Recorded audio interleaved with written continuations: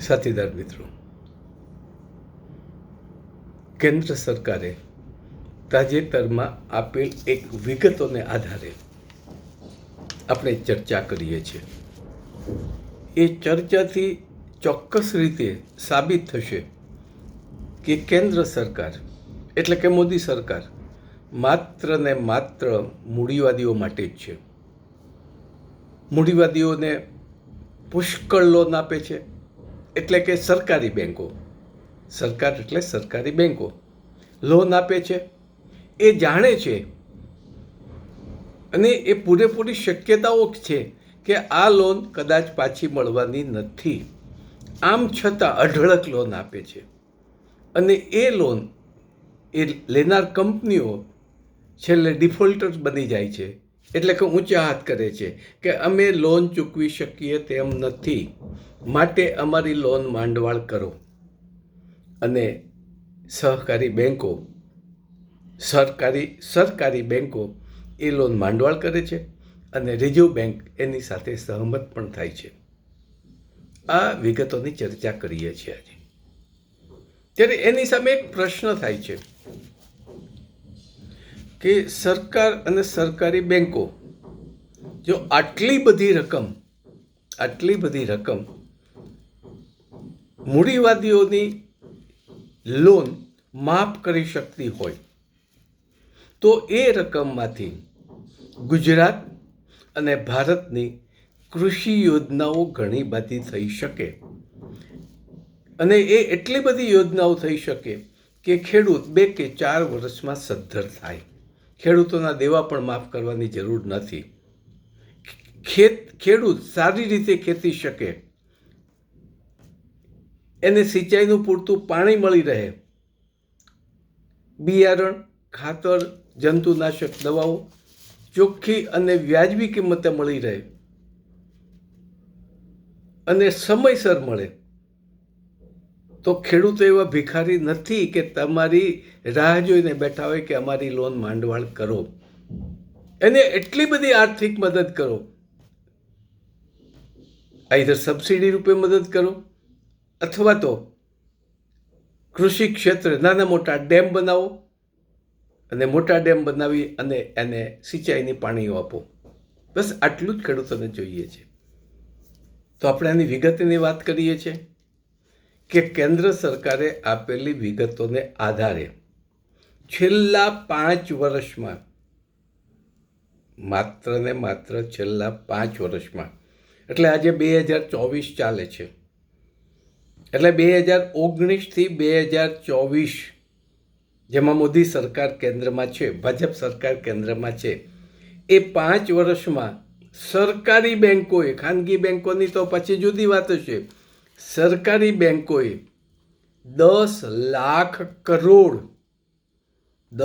લાખ કરોડની લોન માંડવાળ કરી દીધી. એટલે કે બેડ લોન કરી દઈને જાહેર કરી દીધું, માંડવાળ કરી દીધી. અને 10 લાખ કરોડમાંથી જે કંપનીઓએ પૈસા નથી આપ્યા એની સામે વસૂલાત માટે કાર્યવાહી કરી છે. ત્યારે એમાંથી માત્ર 18%, એટલે 100 રૂપિયાએ 18 રૂપિયા જ પાછા મળ્યા છે. એટલે કે 1.85 લાખ કરોડ જ મળ્યા છે, વસૂલાત પેટે મળ્યા છે. આપણી દેશી ભાષામાં ફરી વાર કહું કે આપણે 100 રૂપિયા માગતા હોઈએ અને એનું આપણે એ હાથ ઊંચા કરી દે આપણો લેણદાર અને કે હું તમને માત્ર 18 રૂપિયા જ આપીશ, બાકીના 82 રૂપિયા હું તમને આપીશ નહીં, એ માંડવાળ કરી દેવાના છે. એવી પરિસ્થિતિ આ બેન્કોની છે. પછી બેન્કોની આડેડાઈ તો જુઓ કે SBI પાસે right to information act RTI મુજબ માહિતી માગે છે, ત્યારે SBI એક કાયદાની કલમ બતાવીને કહે છે, એટલે કે SBI એક્ટ 1955ના સેક્શન 44 હેઠળ બેંક તેના ગ્રાહકની માહિતી આપવા બંધાયેલ નથી. અરે ભાઈ, ગ્રાહકની માહિતી નથી માગી પણ કેટલા રૂપિયા ડિફોલ્ટ થયા છે અને એનું કોણે પૈસા નથી આપ્યું એની માગણી કરી છે. ગ્રાહકની માહિતી નથી આપતી. ગ્રાહક તો ત્યારે કહેવાય કે જેના ચાલુ ખાતા હોય, ચાલુ ખાતામાં લેવડ દેવડ હોય, એને ગ્રાહક કહેવાય અને એવી કાનૂની ભાષામાં એનું અર્થઘટન થાય. પરંતુ જેના તમે પૈસા માંડવાળ કરી દીધા છે, લોન માફ કરી દીધી છે, ખાતાઓ બંધ કરી દીધા છે, તો એ ગ્રાહક ન ગણાય કાયદા મુજબ, એ ડિફોલ્ટર્સ ગણાય. એ ડિફોલ્ટર્સની માહિતી આપવી જોઈએ. પણ એસબીઆઈ પોતાની મનમાની કરે છે. એટલે કે કેન્દ્ર સરકારના અધિકારીઓ તો મનમાની કરે છે, પણ સરકારી બેંકો, એસબીઆઈ સરકારી બેંક છે, બેંક ઓફ બરોડા સરકારી બેંક છે, એ બેંકના અધિકારીઓ પણ પોતાની મનમાની કરે છે. એ કોઈ પબ્લિકને જવાબદાર જ નથી. પબ્લિક પાસેથી ડિપોઝિટ ઉઘરાવે છે, પબ્લિકના પૈસે જાહો જલાલી કરે છે, પગાર મેળવે છે. પરંતુ એ પબ્લિકને એની માહિતી આપવા બંધાયેલી નથી. ના, ચોક્કસ ગ્રાહકની માહિતી ન આપવી જોઈએ, એ આપણે પણ સાચી વાત છે. મારી કોઈ બેંકની માહિતી માગે તો એસબીઆઈ આપવા બંધાયેલી નથી ને આપવી જ ન જોઈએ. પણ જ્યારે જે ગ્રાહક ડિફોલ્ટર બની ગયો છે, જેની લોન માંડવાળ કરીને જાહેર કરી દીધી છે, હવે એ ગ્રાહક નથી રહ્યો, એ ડિફોલ્ટર રહ્યો છે. ડિફોલ્ટર પણ હવે ન કહી શકે, એને માંડવાળ કરેલી એ ગ્રાહકનું નામ પણ નીકળી ગયું હોય, એટલે ગ્રાહક નથી. તો એની માહિતી આપવા માટે એસબીઆઈ બંધાયેલી છે. પણ આ બધાનું કારણ સરકાર એની સાથે સંકળાયેલી છે. હમણાં એ જ બન્યું હતું. ઇલેક્શન પહેલાં જે જુદા જુદા પક્ષોને બોન્ડ પેટે પૈસા મળ્યા હતા, એ બેંકો માહિતી આપવાની ના પાડી હતી. એસબીઆઈએ માહિતી આપવાની ના પાડી હતી. છેવટે સુપ્રીમ કોર્ટની દરમિયાનગીરીથી માહિતી આપવી પડી અને એ માહિતી ઇલેક્શન કમિશનરને મોકલી. ઇલેક્શન કમિશનરે એ પછી જાહેર જનતા માટે વેબસાઇટ ઉપર મૂકી. તો મોદી સાહેબના રાજ્યોમાં બેંકોની પણ દાદાગીરી ખૂબ વધી ગઈ છે. હવે આ વિગતોમાંથી જોઈએ તો મુખ્ય કંપનીની એક વખત એણે માહિતી આપી હતી, બીજી વખતે માહિતી ના આપવાની ના પડી. તો બેંકો મનમાની કરી છે કે એક વખત જ્યારે માહિતી આપી હતી ત્યારે એના નામની અંદર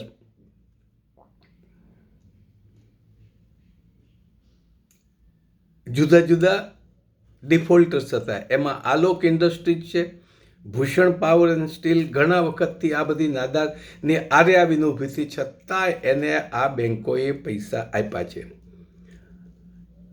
IRVCL છે, વિડીયોકોન છે, આ એક વખત એણે માહિતી આપી હતી, પણ દર વર્ષે એની પોલિસી બદલાય છે.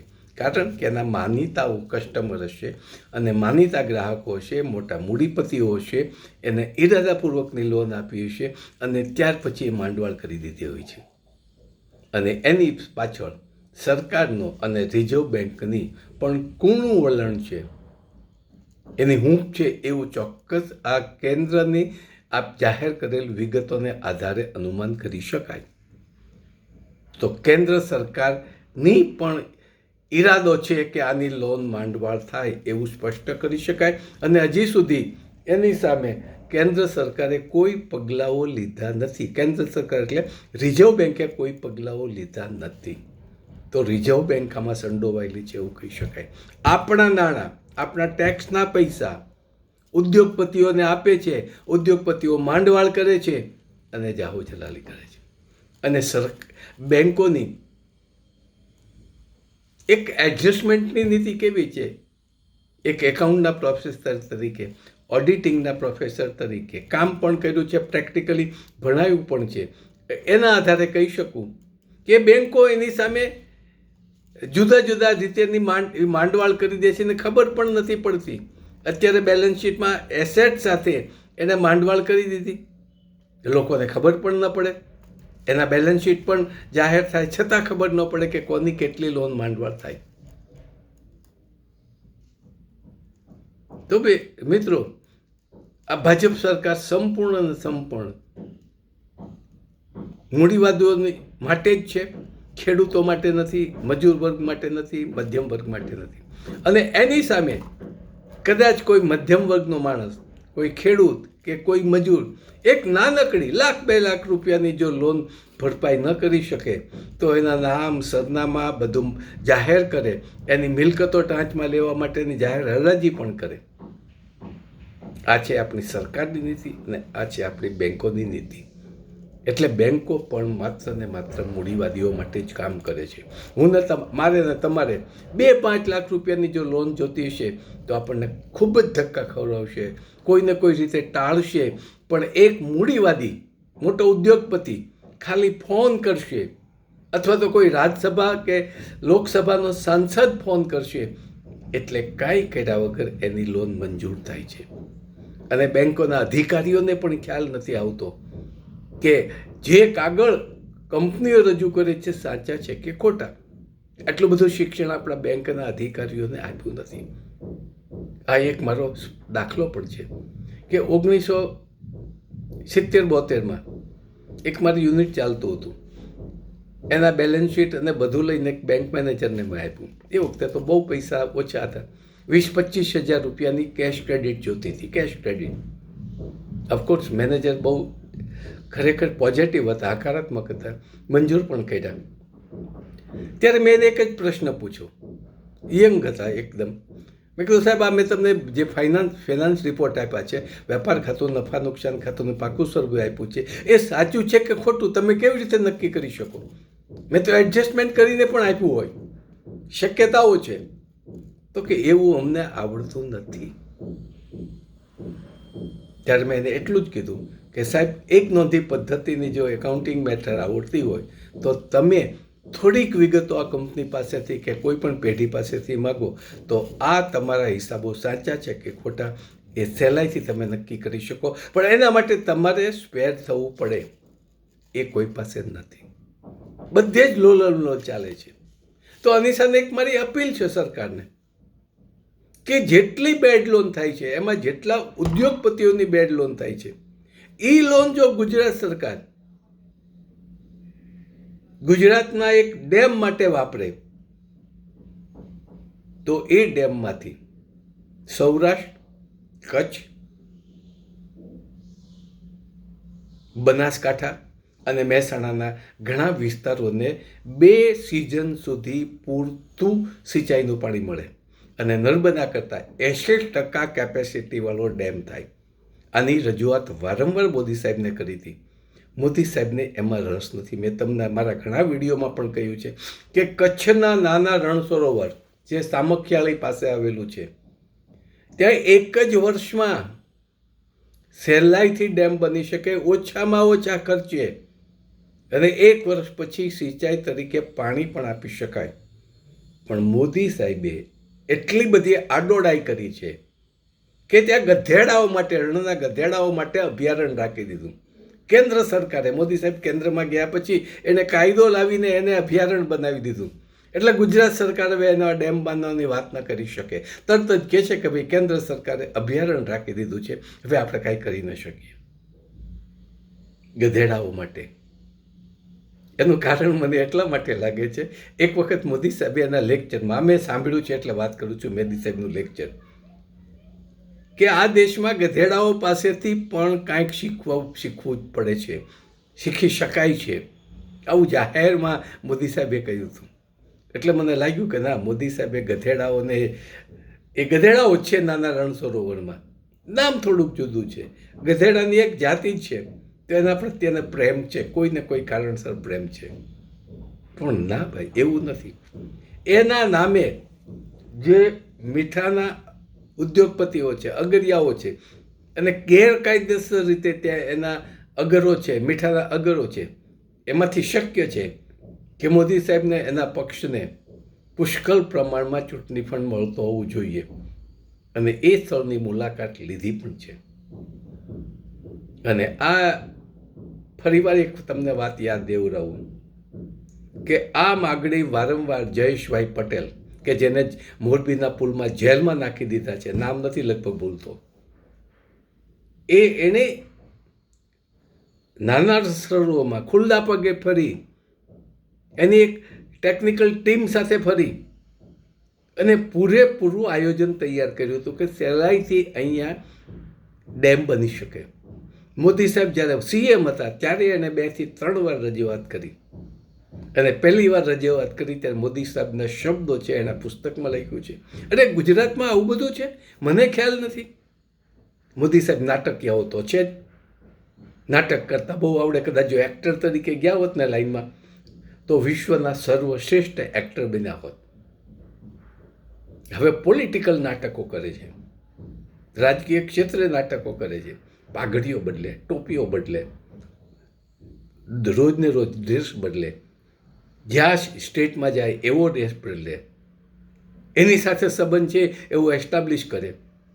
આસામમાં જાય તો એમ કહે છે કે મેં તમારી ચા બનાવીને વેચી છે, મારી સાથે તમારી સાથે ગાઢ સંબંધ છે. બંગાળમાં જાય તો એવી વાત કરશે.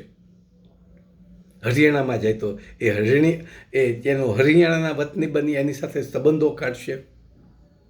એક ગામડાનો માણસ જે આ જ રીતે અભણ માણસ છે ને ગામડાનો, એ તમને મળે ત્યારે તમને આ જ વાત કરશે. હું ઘણી વાર મને કહે કે સાહેબ તમારું વતન કયું?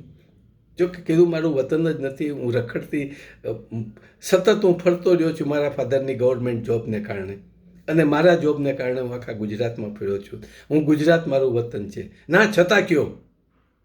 તો હું એમ કહું કે ભાઈ સાવરકુંડલા પાસેનું ઓળિયા ગામ છે. તો કે સાહેબ ત્યાં પેલી એક કાથરોટિયાઓ છે, દેસાઈ છે, આવા 3-4 કુટુંબોની વાત કરે, એમાં ફલાણો મારો હગો છે. અરે ભાઈ હું એને ઓળખતો નથી. એ મોદી સાહેબ જ્યાં જાય ત્યાં સંબંધ ગોતી કાઢે અને જતા પહેલાં એ રેફરન્સ ગોતી લે કે મારે એને આ મણિપુરમાં જાય તો મણિપુરનો સંબંધો એની જેવો ડ્રેસ પહેરીને સંબંધ ગોતી કાઢશે. આ મોદી સાહેબની ખાસિયત છે. ત્યારે જયેશભાઈ જ્યારે વાત કરી ત્યારે આવી વાત કરી, અને કેન્દ્રમાં ગયા ત્યારે પણ 1-2 વાર માગણી કરી. ત્યારે એણે ઘૂડખોર એટલે કે જે ગધેડાની જાતિ એના માટે અભયારણ્ય બનાવી દીધું. હવે સાલા 100-200-500 ગધેડાઓ માટે થઈને આખા સૌરાષ્ટ્ર, કચ્છ, બનાસકાંઠા, મહેસાણા 2 સિઝન સુધી જો એને ખેતીનું પાણી મળતું હોય તો એ 200-500 ગધેડાઓ માટે થઈને ના પાડે છે. આટલો બધો મોદી સાહેબને ગધેડાઓ ઉપર પ્રેમ છે. અને એને તો સિંહોને કેમ બીજી જગ્યાએ ટ્રાન્સફર કરે છે, તો એને પણ બીજી જગ્યાએ ટ્રાન્સફર કરો, મોટા રનમાં ટ્રાન્સફર કરો. પણ ના, મોદી સાહેબ નહીં, એની પ્રત્યે જ એને પ્રેમ છે. તો આની ઉપરથી ખ્યાલ આવે છે. અને એ આપણે એક ઝુંબેશ ઉપાડવાના છીએ. ખેતી કૃષિ ક્રાંતિના ભાગરૂપે ગુજરાતને ખેતી પ્રધાન રાજ્ય બનાવવું છે, એના ભાગરૂપે. પણ દુઃખની વાત એ છે કે આપણા ખેડૂતોમાં સમજણ નથી. છેલ્લો વિડીયો મેં મૂક્યો હતો, ગ્રામ્ય વ્યવસ્થા અને કૃષિ અર્થતંત્રને કેવી રીતે સ્વાવલંબી બની શકાય, મારા જિંદગીનો નિચોડ એમાં નાખ્યો છે. જેને આપણે અમલમાં મૂકી શકાય એવું આયોજન આપ્યું છે. અને એ આયોજનના અમલ થાય તો ગુજરાતનો એક ખેડૂત વૃદ્ધ બને અને માર્કેટિંગ યાર્ડમાં વેચવા પણ ન જવું પડે. પણ આપણા ગુજરાતના ખેડૂતો અને સૌરાષ્ટ્રના ખેડૂતો, આજે મારી પાસે 6000 કરતાં વધુ યુટ્યુબના ફોલોઅર્સ છે, લગભગ 6,500 છે. એમાંથી 300 લોકોએ જ જોયું. વોટ્સઅપમાં 4000 મિત્રોને, એમાં મોટાભાગના ગામડાના ખેડૂતો છે, એને વોટ્સઅપમાં એકને સંદેશો મોકલ્યો. 350 ખેડૂતોએ, એ શહેર સહિતના લોકોએ જોયું. ખેડૂતોને રસ જ નથી. હવે જેને રસ નથી એનું કલ્યાણ કેવી રીતે કરી શકાય? હું પણ ક્યારેક કંટાળી જવાનો છું કે જેના માટે જે કામ કરીએ છીએ, જેના માટે આપણે દોડધામ કરીએ છીએ આ ઉંમરે, 82 વર્ષની ઉંમરે, અને ખેડૂત એ વિડીયો ન જોઈ શકે એટલો તેની પાસે ટાઈમ ને એવું બને જ નહીં. સૌરાષ્ટ્રમાં ખેડૂતો તો કામ કરવા જ નતા, ગોધરિયાઓ જ કામ કરે છે. એ તો એ કાંટો મારીને આવતા રહે છે. તો સૌરાષ્ટ્રના, કચ્છના અને ગુજરાતના, ઉત્તર ગુજરાતના ખેડૂતો માટેથી જે માથાકૂટ કરીએ છીએ તો એ ખેડૂતોને જ કાંઈ પડી નથી. ઘણા મિત્રો મને વારંવાર કહે છે કે સાહેબ આ ખેડૂતો જાગવાના જ નથી, શું કામ માથાકૂટ કરો છો? ત્યારે હું આશાવાદ આપું છું કે એક ને એક દિવસે ખેડૂત જાગશે, પણ બહુ લેટ પડશે ત્યારે ખેડૂતો ગુલામ બનીને જાગશે, અને ગુલામી આવી ગયા પછીથી સ્વતંત્રતા મળવી તકલીફ પડશે. અને ચોક્કસ રીતે એ પરિસ્થિતિ અત્યારે આવી છે. કેન્દ્રમાં N2 નીતિશ કુમાર અને નાયડુ પોતાનો ટેકો પાછો ખેંચી લખે કે જેણે મોદી સાહેબને નવું જીવન આપ્યું, જેને સર્વમુખત્યાર બનાવવાની તક આપી. શું કામ? તો કે માત્ર સત્તા અને ધનની લાલચે. આવા દેશદ્રોહીઓ એને દેશદ્રોહી તરીકે ગણું છું, કે જોવે છે કે સરમુખત્યારશાહી આવી છે, લોકશાહીનું ખૂન થઈ રહ્યું છે, તો પણ આપે છે. તો લોકશાહીના દ્રોહી કહેવાય. દેશદ્રોહી શબ્દો પાછા ખેંચું છું, પણ લોકશાહીના દ્રોહી છે એવું કહી શકાય. દેશદ્રોહી તરીકે કોર્ટ જ કહી શકે, હું ન કહી શકું. એટલે એ શબ્દો હું મારા પાછા ખેંચી લઉં છું, પણ લોકશાહીના દ્રોહી તરીકે હું ચોક્કસ કહીશ. અને હવે જો પાછો ખેંચશે તો મિત્રો એક મારું પ્રિડિક્શન છે કે મોદી સાહેબ લોકસભાને વિખેરી નાખશે, લોકસભાને વિખેરી નાખશે. અને રાષ્ટ્રપતિ તો એના જ છે. આપણી આઝાદી પછીથી દેશનો રાષ્ટ્રપતિ સત્તાધારી પક્ષ વડાપ્રધાન એ લોકો જ નક્કી કરે છે. એટલે હંમેશા રાષ્ટ્રપતિએ વડાપ્રધાન કે ત્યાં એને સહી કરવી પડે. ફરજિયાત રીતે નહીં, નૈતિક રીતે બંધાયેલા છે. એના પક્ષ માટે જ અત્યારે ચોક્કસ કહી શકું, અત્યાર સુધીમાં રાષ્ટ્રપતિઓ જે તે પક્ષ માટે જ કામ કર્યું છે, લોકો માટે કામ નથી કર્યું. અને દ્રૌપદીબેન છેલ્લે આપણી જે એથ્લેટિક વિનેશ ફોગાટ, એને જે અન્યાય થયો છે એના માટે એક શબ્દ પણ બોલ્યા નથી. બંગાળની અંદર ડૉક્ટર, લેડીઝ ડૉક્ટર, બેન ડૉક્ટરની બળાત્કાર કરીને મારી નાખી છે, એના માટે એક પણ સહાનુભૂતિનો શબ્દ વાપર્યો નથી. આપણા દેશમાં બહેનોનો ઉપર બળાત્કાર થાય છે, દિલ્હીમાં થાય છે, છતાં બેન એક શબ્દ કાંઈ બોલ્યો નથી. માત્ર મોદી સાહેબ કે એટલું ભાષણ જ વાંચવા બંધાયેલા છે. તો આ રાષ્ટ્રપતિની આપણે બંધારણીય જરૂર છે ખરી. આપણે એક મુવમેન્ટ ઉપાડવી છે. આ બંધારણને બદલો રાષ્ટ્રપતિના ગવર્નરની અમારે જરૂર નથી. લોકશાહી ટકાવી રાખવી હોય તો અમેરિકન પદ્ધતિથી રાષ્ટ્રપતિ લાવો, દેશ ચૂંટી કાઢે, અને ને માત્ર એમાં કોઈ પણ અપક્ષ પણ ઊભો રહી શકે. તમારો પક્ષ નક્કી કરે, એ જ રાષ્ટ્રપતિ એમને માન્ય નથી. તો આ વારંવાર જયેશભાઈએ જે મુદ્દો ઉઠાવ્યો હતો, ત્યારે મને એવું લાગે છે કે કોઈને કોઈ રીતે જે મોરબીનો ડેમ તૂટ્યો, એ જયેશભાઈ માટે તો ચા પાણીના ખર્ચ જેટલો જ હતો એની આવકમાં, છતાં પણ કોઈને રીતે મને એવું લાગે છે કે એને કોન્ટ્રાક્ટ અપાવીને કદાચ ફરજ પણ પાડી હોય અને કોર્પોરેશન એનું સુપરવિઝન કરે એવું પણ કહેવામાં આવ્યું હોય એવું અનુમાન કરું છું. અને એને થોડાક અંધારામાં રાખી અને નબળું કામ કરીને ફસાવી દીધા, આજે જેલમાં છે. જામીન પણ મળતા નથી મારા ખ્યાલ પ્રમાણે. તો મોદી સાહેબ આવો બદલો પણ લઈ લે છે. શા માટે વારંવાર એવી જ રજૂઆત કરે છે? આટલો ગધેડાઓ પ્રત્યે એમને પ્રેમ છે. તો મિત્રો, આ આપણે નાના રણછોડો માટે ખેડૂતોને 2 સિઝન સુધી નર્મદા કરતાં 80% જેટલી કેપેસિટીવાળા બંધ માટે આપણે મૂવમેન્ટ તો કરવી જ પડશે. કદાચ આ વાત સાંભળ્યા પછીથી ગુજરાત સરકાર મારી સામે કંઈક પગલાં લેવાની પણ શરૂઆત કરે. પણ હકીકત છે, મારી પાસે નાના રણ સરોવરનું આખું સાહિત્ય છે, ના પાડી શકાય તેમ નથી.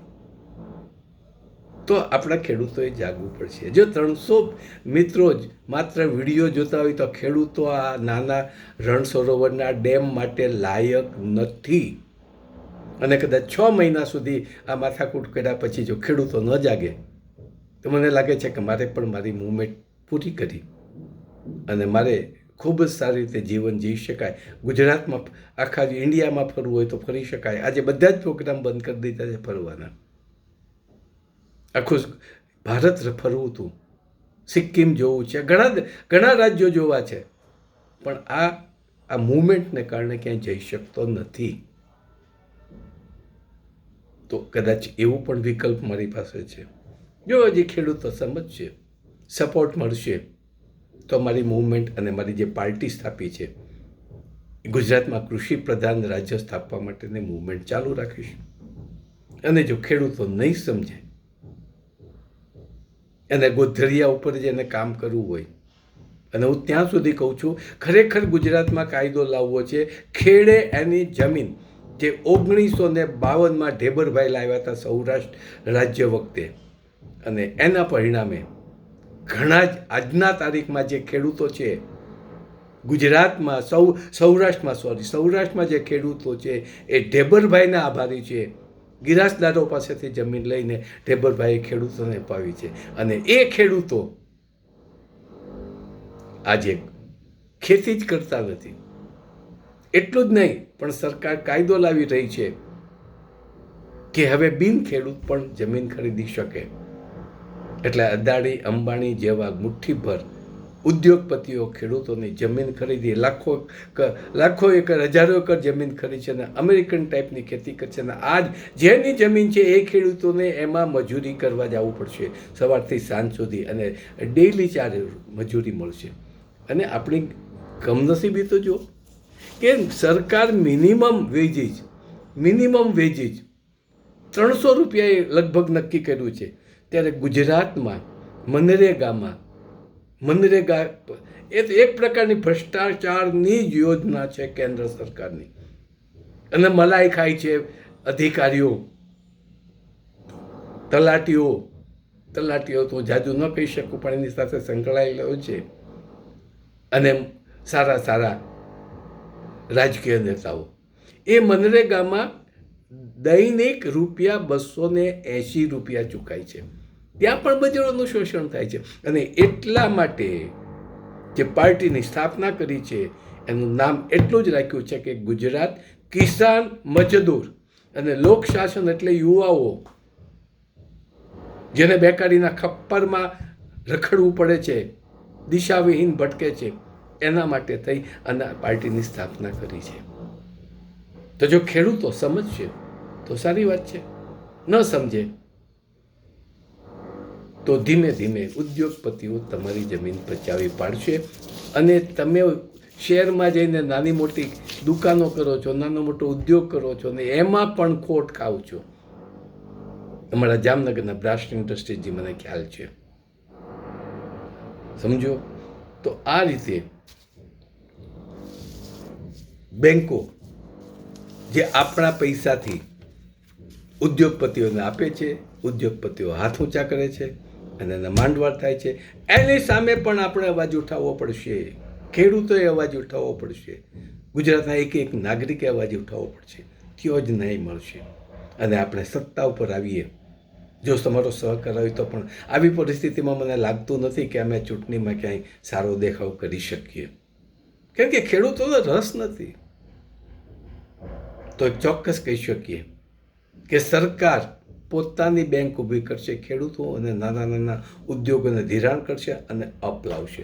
અને ગુજરાતમાં મિશ્ર અર્થતંત્ર આધારિત, કોમર્સ અને અર્થશાસ્ત્રનો માણસ છું, તો મિશ્ર અર્થતંત્ર આધારિત જે આપણે ઉદ્યોગીકરણ કરવું છે એમાં ગુજરાત 2 કે 3 વર્ષમાં સમૃદ્ધ થઈ શકે. અને મિત્રો, એક કાયમ માટેનું મારું સૂત્ર રહ્યું છે કે જે રાજ્ય, જે દેશ ખેતી પ્રધાન છે અને જ્યાં ખેતીનો વિકાસ થયો છે, એ દેશ કે એ રાજ્યમાં ક્યારે મંદી આવતી નથી. જો ઈશ્વર, જો તમે સાથે હશો તો ગુજરાતમાં આપણે સાબિત કરી બતાવીશું. આભાર. જય હિન્દ, જય ગુજરાત, સ્વાવલંબી ગુજરાત.